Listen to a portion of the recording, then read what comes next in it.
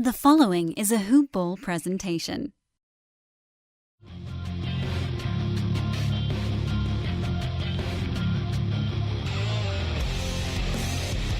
Welcome to the Fantasy NBA Today podcast. Does the madness continue? Not really. I mean, you could argue no. The madness has slowed, ladies and gentlemen. Thank goodness, too, because we were having a tough time keeping up with all this stuff. The madness has slowed as we head into Thursday. Wednesday, free agency was a little bit quieter, and we'll give you the names to add to that list before we get into some of the analysis on today's podcast. Happy day after July 4th, everyone. I hope you guys are all hanging in there okay. I know this is July 4th hangover day for a lot of you folks. Welcome to Fantasy NBA Today. I'll talk quietly. If you guys are struggling to get going, you just need a nice, relaxing podcast to ease into your July 5th. Personally, had a fun one. Not going to go into all the details of what went down on July 4th, but did manage to use someone else's tickets to a Dodger game, and Asher got to see his first fireworks show, so that's pretty cool. Fun times here on the Besbris homestead. I am Dan Besbris. This is Fantasy NBA Today, a hoop ball presentation. You can, of course, find all of our additional information. You can follow me on Twitter at Dan Besbris. You can follow Hoop Ball on Twitter at HoopBallFantasy or at HoopBallTweets. That's the umbrella Twitter. Go to hoop-ball.com. You can get all the articles and breakdowns. Every free agent signing is being graded over there by the great Aaron Brewski himself. You should probably keep your eye on that article. You can also see what free agents are still out there here as we head into effectively now Sunday, Monday, Tuesday, Wednesday. This is the fifth day of free agency. Had to count it off. I know. Remedial stuff here on the pod. But day 4 was relatively quiet. Not unexpected that day 1 was the big one. Day 2 was still interesting, but a little bit less so. Day 3, things have begun to peter out. And then day 4, as far as I can tell, we only had 4 additional contracts signed. We still have a couple of these restricted free agents bouncing around. Those are the most interesting names left on the list, outside of Isaiah Thomas. IT, probably the most interesting non-restricted free agent that's being linked to the Orlando Magic right now. The restricted guys, Aaron Gordon, sounds like he's probably going to be back with the Magic. Not sure what sort of offers they had to match, but it seems like whatever it is, they're going to handle it. Zach LaVine, I would assume Chicago is going to match, but I don't know. And it sounds like the Kings are pretty interested in LaVine. Clint Capella is the other restricted free agent that is drawing a bunch of interest. We've heard almost nothing about Yusuf Nurkic, oddly enough, but he's still out there as well. In terms of what went down on Wednesday, very quiet free agent day. Nemanja Bjelica signed a 1-year deal with the Philadelphia 76ers. Amir Johnson, we just looked up his nickname a few days ago, and I already forgot what it was. It was like Mr. Slim or something cool like that. He's back with the Sixers as well. I know, earth-shattering. Kevon Looney is back to the Golden State Warriors for 1 year, and Fat Ray is back with the Thunder for a season. Ray Felton re-signs with Oklahoma City, thus, by the way, pushing the Thunder's luxury tax and repeater tax and total bill over $300 million.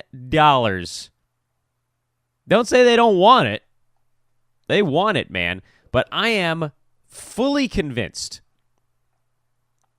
and I've stated this on both podcasts that I do here for Hoop Ball, this one and the Lakers podcast, I am fully convinced that a team with Russell Westbrook, entertaining though they may be, certainly he's one of the most entertaining players in the NBA, if not the most entertaining player in the NBA, but they are capped. They're capped because he just sort of is who he is. And I know that all of the metrics in the world would probably disagree with this particular take, but I believe that a Russell Westbrook team is capped because his personality is such. And I don't know, maybe he'll age gracefully. Maybe he'll change the way he plays. But I don't see that happening anytime soon. He's an all-time great. This is what I have to do when I talk about Giannis. I got to preface this with the remark that he's an all-time great. He's unreal. His fantasy ability, his regular ability, doesn't matter what you're talking about. He's unreal. But because of the way he plays, hyperdrive, every second on the court, it's a very Russ-centric team. So they've tried to make some switches. They've tried to bring in a lot of defense. A lot of defense. I figure if they can just shore up that end of the basketball court, which they were already okay at last year. The Thunder were not bad on defense. But if they can make themselves great defensively, then perhaps whatever that cap is that Westbrook puts on a team, there's also a floor, by the way. It's a very high floor for your offense with Westbrook, but there's also a cap. Whatever that narrow window is that he creates on the offensive end, if they can bring the defense to a point where the opponent, their offense, is less efficient than Russ, then they think they can win. And it's a decent strategy. I got to give them credit. Bringing in all defense is the best way at this point, I think, to surround Russell Westbrook. Because we've seen it almost doesn't matter who the other guys are on the offensive end of the court with Russ. He's going to do it all. It's a one-pass team so that Russ can get his assists. He's going to get the rebound, so it doesn't really matter what other... You need box-out artists out there. You know who would have been great on that team? Brook Lopez. He's a box-out artist who never goes for the actual rebound. Just sticks that 7-foot, 200 and whatever, 80, 70-pound frame. Get in the way. Keep other big guys away from the basketball. Russ would have loved that. Who knows? Maybe they'll sign him too. $330 million bill. It's a good idea. I know everybody's saying, why are you spending $300 million on a team that is going to get bounced by Utah in the playoffs again? This is an interesting strategy. They kept Paul George, so that was a big deal. And then they just started bringing in, they brought in Nerlens Noel. They re-signed Jeremy Grant. They figure they'll have Andre Robertson healthy again this year. They have Steven Adams, who's solid on the defensive end.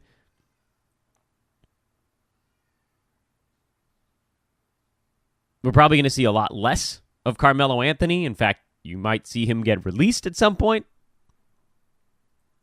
You have to save him. I think it'd save him like $100 million. $100 million. That's. I know that money's nothing for a lot of. $100 million is a lot of money. So he'll probably get released and stretched. I don't think they're going to try to trade him. So it might happen soon. Some of these guys where we talk about them getting cut, they don't have to make that decision until halfway through the year. But with Melo, the reason to wait for a team is if they think they can trade a guy. Maybe they can snag a second-round pick down the line coming back. With Melo, I don't think they're getting anything. Salary's too high. Teams are just going to wait because they know they have to cut him. So they have no leverage there. They may end up on the Lakers for all we know. We've seen that rumor bouncing around. More Jeremy Grant, more Nerlens Noel, more defense. Maybe they figure they can hold some teams down. So it's an interesting tack for the Thunder. It's costing them a fortune. Absolute fortune. But whatever. That's the owner's money. It's not mine. It's not the fans' money. We'll see. Maybe they can advance a little bit farther. Still doesn't, to me, look like they're at a point where they can compete with the Rockets and the Warriors, but we'll see. I think they're going to be pissed this year. I personally think the Thunder are going to be pissed this season. They finished the last NBA season, by the way, at 48-34. 5-11 inside their own division. 21-20 on the road. And 14 games over 500. So they were good at home against everybody else. They were good at home against, not the Northwest, apparently. Which is a little bit screwy when you think about it. You got the Blazers, you got the Wolves, you got the Nuggets, you got the Jazz. Good teams in that division. I think that whole division... No, the Nuggets, they were the 9 seed. That whole division was 10 games over 500 or better. That's rough. So you can understand why they might be 5-11. But they were also second in playoff standing, so they fared better against everybody else, not in that division. Anyway, there's no point really to be made with that particular line of discussion, other than to say I'm going to be watching that Thunder over-under closely. And if it comes out anywhere near where it was last season, I would take a little bit of a look at the over, because I think they're going to be mad. There is a prove-it mentality with this team right now. You also kind of have to look to see, what changed in the rest of the NBA. With LeBron going to the Lakers, it actually thinned out the NBA a little bit. You want to look for teams where you can pick off easy wins. Well, the Cavs are now that team.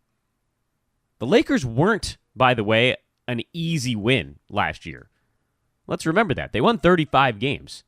They shot 43% on the season in winning, not from the field. 35 and 47, 43%. So you took a team in the Cavs that was very good and a tough win, and you turned them into a pastry shop. You took the Lakers, who are already a decent matchup, and you made them good. Does that change things? Does that mean that you should expect Western Conference teams to take maybe one more loss? Perhaps. Perhaps. You got to think about this stuff. Who got bad? Who got good? What does it mean for other teams collecting victories? The Warriors adding Boogie doesn't change anything. Rockets changed nothing. Blazers have mostly changed nothing. Jazz, nothing. Pels, nothing. Spurs, there's a cloud hanging over that team right now. Their old guys keep getting older. Kawhi didn't play last year. He might not play again. Do they actually get pieces back, though? What if they trade him before the season? I don't think that's going to happen, but it might. The Wolves, they're in disarray. We've heard Jimmy Butler say he wants out. He doesn't like the young guys on the Timberwolves. I don't blame him. He doesn't believe they play hard enough. I don't blame him. He mostly pointed his finger, by the way, at Karl Anthony Towns. Lack of effort.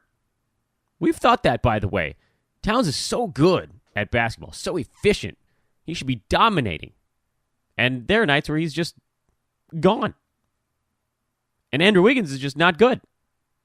He's obviously better than you and I, but not good. The modern NBA, he's not good. And he's getting paid $30 million a year. That's a sinking ship out there, and Tom Thibodeau's put a bunch of holes in the bottom of it. Nuggets, they should be better. Well, they should continue to improve. A healthy Paul Millsap. Clippers, who knows? So anyway, we'll get into that stuff when season win total numbers come out. I have a lot of thoughts on those.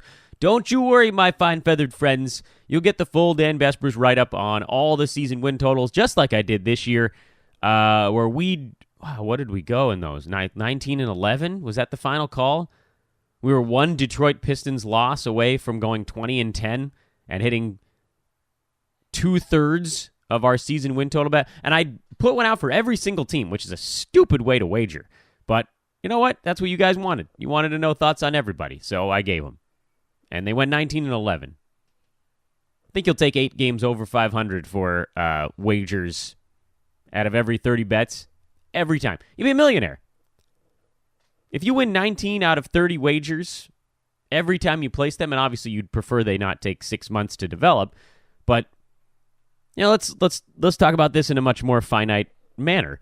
If you made 30 bets a month, so basically one a day, and you went 19 and 11, if you were only betting $11 per wager, you'd still be up $80 at the end of that month. And then let's say, and this is, by the way, how sports bettors need to think. And so hopefully if you guys are slowly getting into this, you talk about wagering in units. It's not dollar amounts, it's units. A unit should be roughly 1% of your bankroll. Bet you guys didn't think I was going to get deep into sports betting on today's show.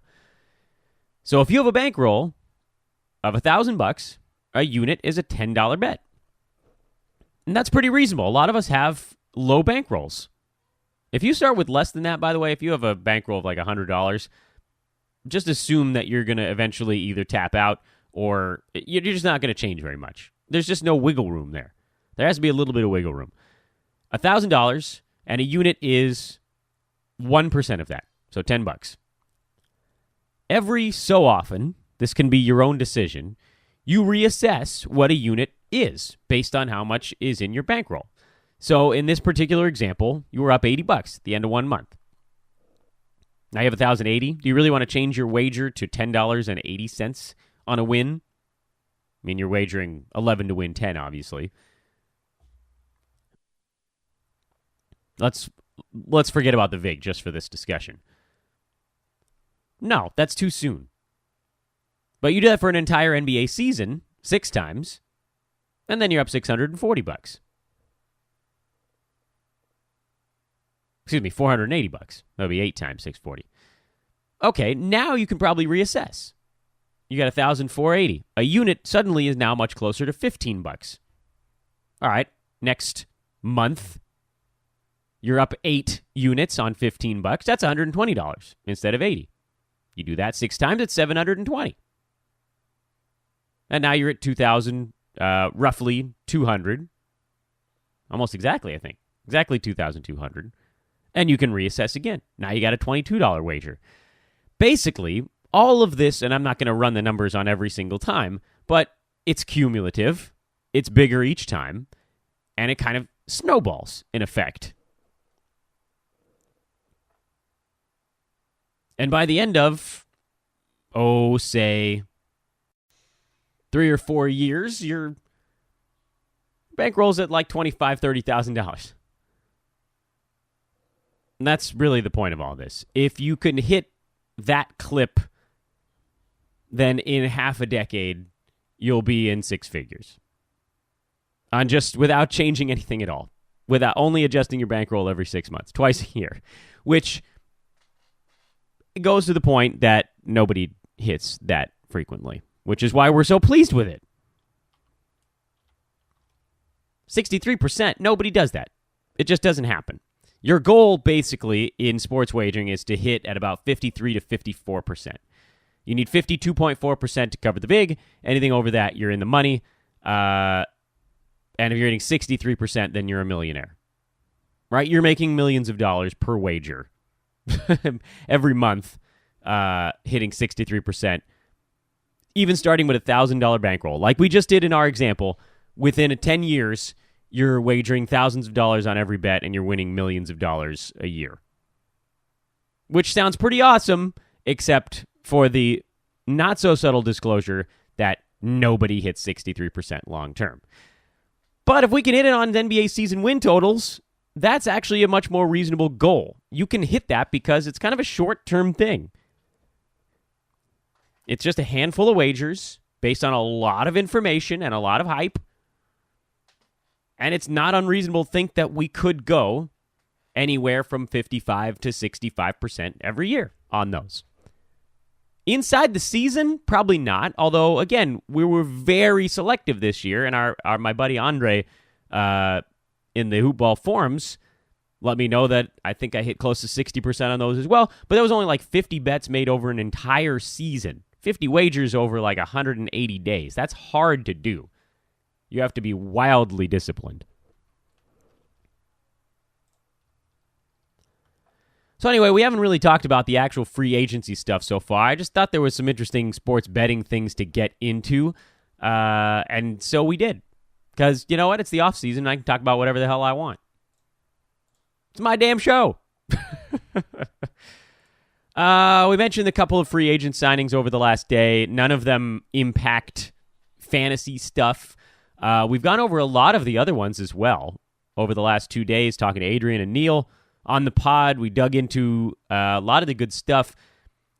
So I don't know that there's anyone in particular that I want to highlight on today's show. I do just want to mention a few of the things that I'm going to be looking for as the preseason ranks come out on these players. Elfrid Payton is one of the guys that I'm looking at. I said on yesterday's podcast that I can't stand it. I hate his game. I dodged him every single year with the Magic. Dodged him. Dodge. I dodged Goran Dragic, too. There are a lot of these point guards, to me, that get consistently overvalued. But after the clunker of a year that Elfrid put up last season, I really should have amended that point from yesterday's podcast to say, maybe this is the year that I end up with an Elfrid Payton share, simply because he might drop like a stone. So I'd like to see where he ends up in preseason rankings. I think people might undersell him. Finally, should have happened years ago. Because his game is kind of whack.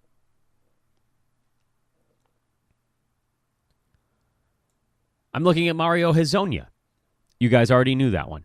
But I'm going to repeat myself a little bit. I'm basically just going to list every single player that I have my eye on in terms of where they come out with preseason ranks. I think Mario Hezonja could actually put up some okay numbers.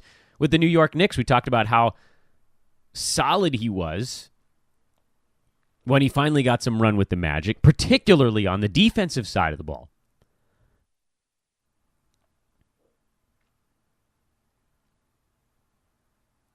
I am interested in Freddie VanVleet. Toronto brought him back for 2 years. He was critical to that club. He was also a guy who was slowly getting more playing time as the season went on, and I have to believe that some of what the Raptors are going to do next year is going to revolve around VanVleet. 3 guard lineups in this and such. I have a bad feeling he's going to get overdrafted. I think he made a name for himself. Anybody that paid attention to the Raptors knew what a critical piece he was, but maybe I'm overestimating how many people actually knew that he was so important. Ersan Ilyasova is a guy I'm really watching closely. I like his potential in Milwaukee. They are so desperate for help from anyone who's over 6'8" tall, and Ersan Ilyasova fits that mold. Barely. He's not exactly a giant dude. I think he's 6'9". No, all right, you know what? He's 6'10". Basketball Reference has him at 6'10", so we'll go with that. And he is, by all accounts, well, he's 31, so he's not a spring chicken, but by all accounts, he's actually a better rebounder than his career numbers would indicate.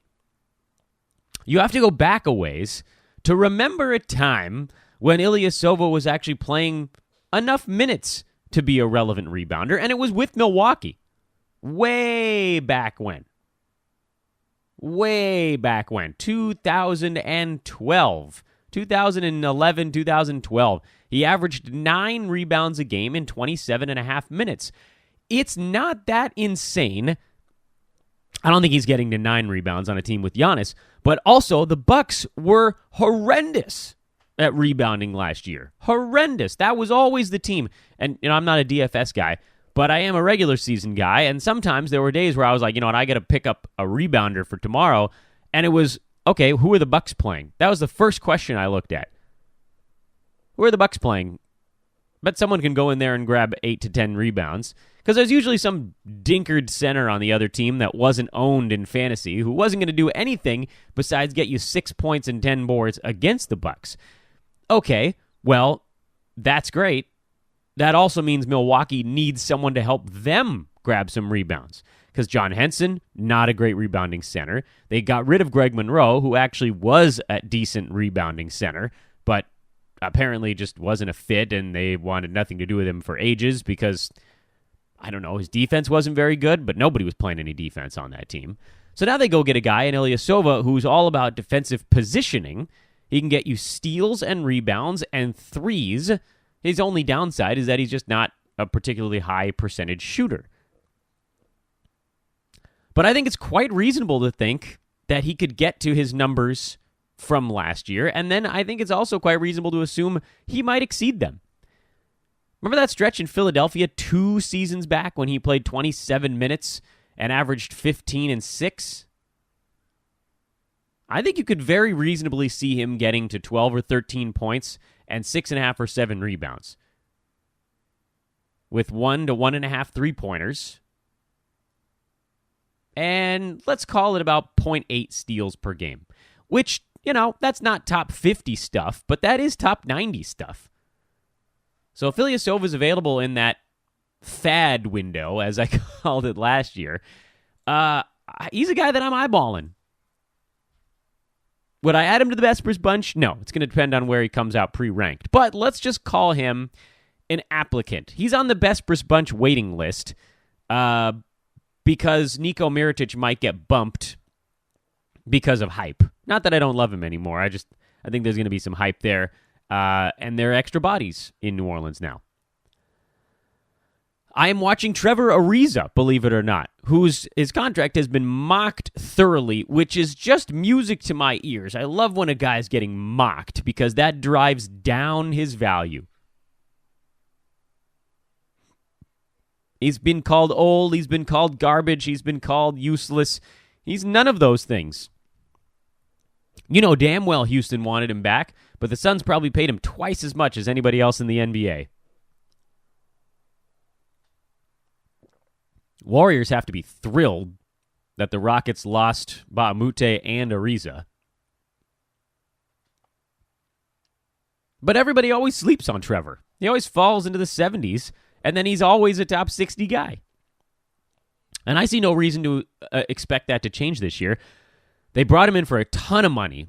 Phoenix is not going to do that and then sit him. We've heard he's likely going to be playing stretch 4 pretty much all season long because they want to play, obviously, Devin Booker. Sounds like he might actually be their point guard next year. DeAndre Ayton, who they just drafted, is their center. And then they just have all these wing guys. They have TJ Warren. They have Josh Jackson, Michael Bridges, who they just, or is it Mikal? Doesn't matter. I'll get it right before he plays an NBA game. So they got all these 2s and 3s that they can bounce between. And Ariza is the one guy in that bunch who's a little older, a little thicker. He can slide up and play the 4, which means rebounding opportunities, defensive opportunities, floor stretching opportunities. He's going to be right there where he always is. It's not going to be a big year. It's not going to be a bad year. It's going to be Ariza. And I bet you there'll be a lot of steals on a team that's going to play as helter-skelter as Phoenix does. Obviously, I'm looking at guys like CP3, LeBron, Paul George, blah, blah, blah. They're not. That's not what this podcast is about. This is about the other guys. I'm looking at Jeremy Grant because I really think that he is lasered in now on a starting job with Oklahoma City. They do not want to play Carmelo Anthony big minutes at the power forward. Nerlens Noel is a center, so he's a Steven Adams backup, which leaves Jeremy Grant and Patrick Patterson. Patterson, probably a better shooter, but Grant, he's got this weird defensive upside. I'm a little worried that he's going to get hyped, but I do think that with Oklahoma City bringing in all of these other guys, they're loaded to the hill. I feel like I got to go to the numbers here on this one because it's just out of control. The team payroll for the Thunder was $117 million before they did all their stuff this offseason. So Paul George brought him up to 157. Fat Ray bought him into the 160s. Jeremy Grant near 170. Nerlens Noel, 175. It's crazy, by the way. Russell Westbrook is making $36 million. Melo, 28. Steven Adams, 24. Paul George, 40. Andre Robertson, 10. Jeremy Grant, 9. There's no one on this team on a team-friendly contract. But we're getting sidetracked. Because Melo and Kyle Singler will probably both be let go, that really leaves Patrick Patterson and Jeremy Grant at the power forward spot, and I think you're going to see a lot of Grant. They loved what he was doing in the playoffs. They liked the way that he actually does shoot a tiny bit, not well, but shot blocking ability. It's that defensive thing right now. That's what they're lasered in on. We'll see where Grant gets pre-ranked this year, but that's another name on my list. Joe Harris, we talked about that on a podcast earlier this week already. He's on my list. I think he's a late grab in fantasy drafts that could give you a really nice chunk of threes on good percentages. That's a rare thing late in a fantasy draft. Good percentages. Not much on the defensive side, so you better be pretty well set if he's going to be one of your starters for the season. But I like his outlook as well. Who are some of the other guys that got signed later on? I think Avery Bradley could have a bounce-back year. Not that I like him, but he was a guy where fools, the lot of you, apparently didn't listen to the podcast close enough when we kept saying, don't draft Avery Bradley this year. He's going to a place where he can't rebound. It's all going to come apart. You're doomed. Doomed, I say. And then he played the year basically hurt. And he was terrible. But that was sort of a bottoming out point. When you hit a guy where you're like, well, it couldn't be much worse, that's where you look at maybe getting them the next year at a massive discount. I still think you're looking more at like top 100 for him, but he may fall farther than that. Julius Randle, I'm not super excited about with the Pelicans. I think he's going to be overdrafted like usual.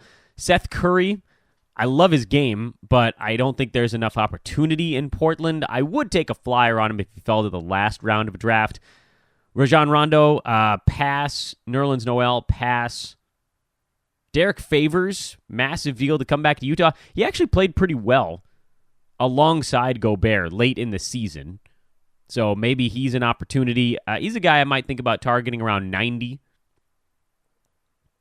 Tyreke Evans in Indiana. We haven't really gotten into some of these last 2-day signings all that much, and then we'll put a bow on this thing. I don't want to go much beyond a half hour on today's pod. Tyreke Evans, I think, is going to get overdrafted. He had a huge season in Memphis. They rested him near the end of the year, but that was tank stuff. I don't know how he could possibly go any higher than that in Indiana. That team belongs to Oladipo. Tyreke Evans is more of your second punch, but around Oladipo, they're going to want Collison and Turner and Boyan and Thad. And I'm thinking Tyreke and McBuckets are probably going to be part of kind of a second wave for Indiana, so they don't lose as much when Oladipo goes off the court. I'm sure they'll share the floor at some point, but this is not going to be Tyreek's team, and it's not going to be, Tyreke-led offense for 30-plus minutes. He might lead the offense for 15 to 18 minutes, and that's okay, but that's not enough to get into the top 40, top 50 like he was last year. So he'll be overdrafted. The other stuff that took shape the last couple of days, Dwight Howard, obviously that's the Wizards, but I do not punt free throws. I don't do it. I hate punting categories. I will give up on categories partway through the year, but I just cannot deal with punting them in any format. Outside of over 9 categories. I'm in an 11 category head-to-head league. You could punt a category there and you're still okay, because if you can get good enough at 6 out of 11, you can afford to be really bad at one of the remaining 5. But yeah, not interested in Dwight Howard in almost any respects. I'm sure he'll put up fine numbers with the Wizards, probably similar to what he did in Charlotte, because they just don't have any other big men, but he's going to kill the rest of those Washington guys. I'm seeing a lot of articles coming out talking about how Dwight could be a good fit. I really don't know who would be a good fit on that team. They have to totally change the way they play, and I don't see that happening. And then the last 24 hours, Nemanja Bjelica, he's the only one of those 4 guys that might actually see some playing time, and it's not going to be enough to be relevant. JJ Redick is a name, I guess, from 2 days ago. Didn't talk about him, really. Back to Philadelphia. You figure without Marco Bellinelli in town, the young guys, you do have Markelle Fultz floating around. I don't think that Redick's fantasy value changes all that much. He's just a nice, high-efficiency dude. Will knock down the outside shot. He's basically Joe Harris, but he's going to cost you way more on draft day. And that, good friends, is your quick recap on the week gone by with a sports gambling bet.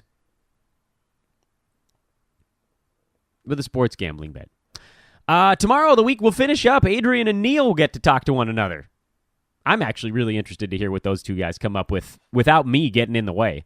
And then we'll hit the reset button, do it all over again next week. We'll start to rehash some of these teams once the dust settles. You can start to assume the dust is beginning to settle now, but we still have all these restricted free agents floating around, so I don't want to get into the team recaps until those big names fall, and then we can go back to the drawing board. We can move the bodies around. We can do a full refresh.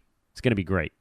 This is Fantasy NBA Today, a hoop ball presentation. I am Dan Besbris. Thanks so much for listening. Please, if you have a moment, rate and review the podcast on iTunes. We are obviously we're everywhere, man. We're Google Play, we're iHeart, we're Stitcher, we're Spotify, we're YouTube, we're Facebook. Anywhere you go, you can find us. But the good news is all of our other podcasts are available in those places as well, with the exception of iHeartRadio. It takes 3 months for them to review a pod, so our other shows are not on that one yet. But the Kings cast, the Lakers cast, we will have a couple new podcasts by the end of the offseason. Really excited about that. My domain here at Hoopball groweth. It groweth beneath me, and for that I am very excited. Thank you to everybody for listening. Listenership starting to go back up again. Must mean the offseason is hitting the fun point, the turning point. And no, my last thought on this podcast, I don't give a crap about Summer League for fantasy purposes. Enjoy the basketball, though, folks. Enjoy the day after the 4th of July. Hope I didn't get too loud for your hangovers, and we'll talk to you again tomorrow. So long.